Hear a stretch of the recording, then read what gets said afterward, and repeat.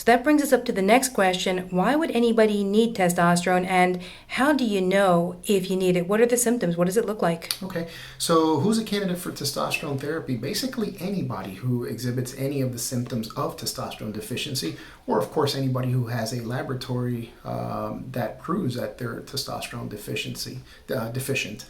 Who would this look like? Anybody with decreased energy. That's always a very big complaint. Patients that have low energy tend to have low testosterone levels.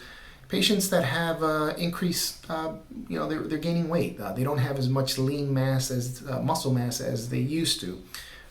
Patients often complain of mental fogginess. Their mental acuity is not quite what it used to be. They wake up and they're tired. They're not thinking the way they used to. They have mood alterations, the mood swings, irritability.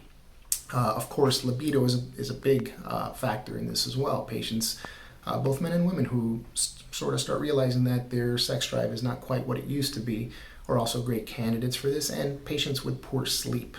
These are the main symptoms of testosterone deficiency. So how do we know if you're a candidate? Well, first, based on the clinical history. We take a very comprehensive clinical history and we try to elicit if you have any of these symptoms that I just discussed. And then we also do the appropriate lab work.